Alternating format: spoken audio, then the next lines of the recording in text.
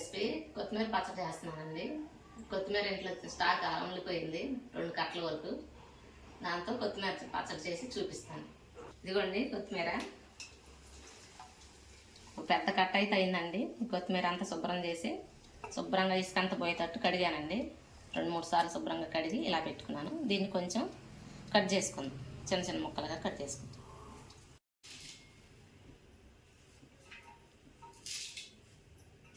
మరి చిన్న చిన్న ముక్కలు అవసరం లేదండి.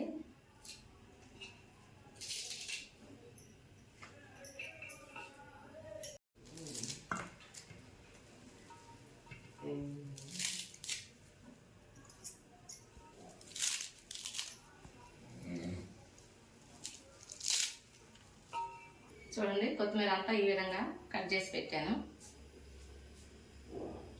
ఇది పక్కన పెట్టుకుందాం. ఇదిగోండి చింతపండు అయితే నేను ఒక 50 గ్రాముల వరకు తీసుకుంటున్నాను. దీన్ని శుభ్రంగా కడిగి వేడి నీళ్ళు పోసి నానబెట్టుకోవాలి. శుభ్రంగా కడిగానండి. వేడి నీళ్ళు వేస్తాను చింతపండుని.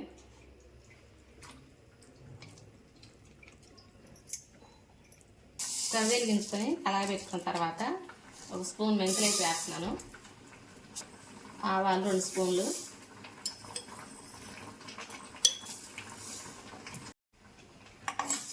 వీటిని దోరగా వేయించుకోవాలి.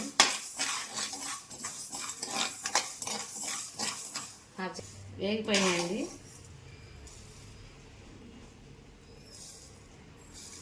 వీటిని ఇప్పుడు మిక్సీ గిన్నెలో తీసుకోవాలి.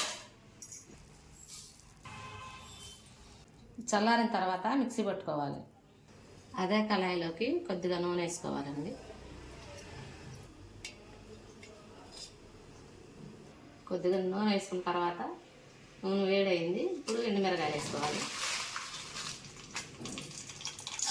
50 గ్రాములు ఎండుమిరగాయలు తీసుకున్నానండి. వేయించుకోవాలి. ఎండుమిరగాయలు వేగినాయండి. ఇప్పుడు పక్కకు తీసేసుకుందాం.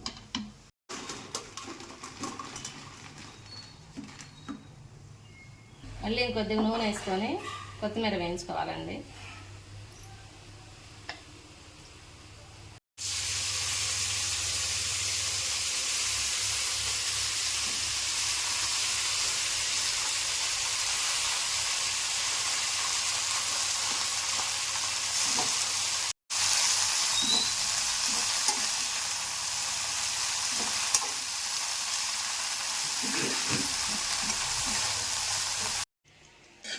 ఈ విధంగా నూనెలో కొత్తిమీరని బాగా వేయించుకోవాలి.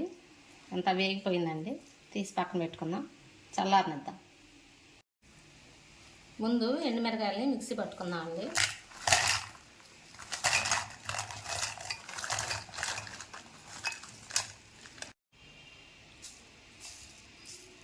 సాల్ట్ కొద్దిగా 1 స్పూన్ వేసాను.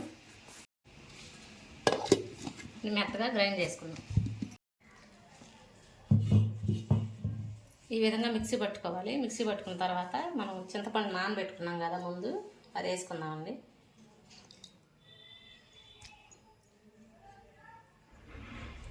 నానబెట్టుకునేటప్పుడు శుభ్రంగా నీళ్ళు అవి తీసేసి పెట్టుకోండి చింతపండుని.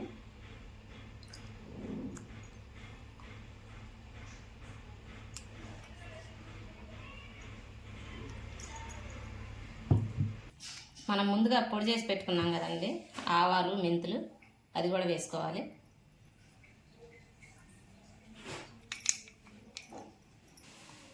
ఒక చిన్న ముక్క బెల్లం వేసుకోవాలండి.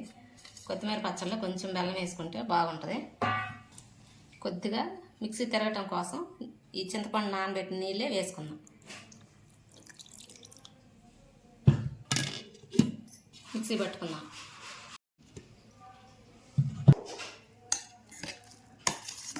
చూడండి ఈ విధంగా మెదిగిన తర్వాత మిక్సీ పట్టుకున్న తర్వాత ఇప్పుడు ఇందులో కొత్తిమీరని వేసుకుందాం.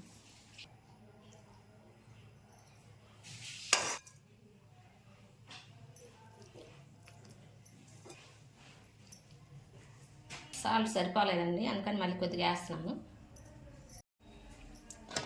ఇప్పుడు మొత్తం మిక్సీ పట్టుకుందాం మళ్ళీ ఒకసారి. ఈ విధంగా మిక్సీ పట్టుకోవాలండి. ఇప్పుడు దీనికి మనం పోపు పెట్టుకుందాం. తాలింపుకు నూనె వేడి చేశానండి. నూనె వేడైంది. వేడైన తర్వాత ఆవాలు, జీలకర్ర, పచ్చెనపప్పు, 2 ఎండుమిరపకాయలు తీసుకొని వేస్తున్నాను.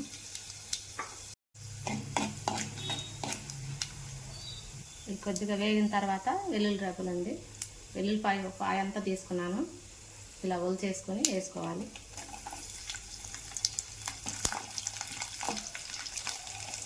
తాలింపు దినుసులు వేగినాయండి. పచ్చని ఇందులో వేసుకున్నాం.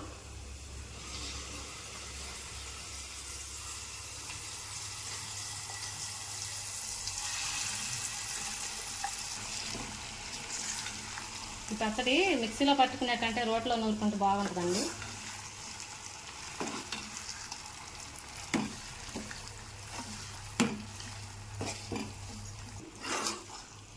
ఇంతేనండి, కొత్తిమీర పచ్చడి అయితే రెడీ అయిపోయింది.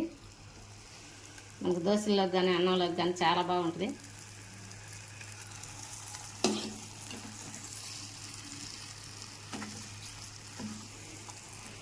స్టవ్ ఆఫ్ చేసి దించేసుకుందాం.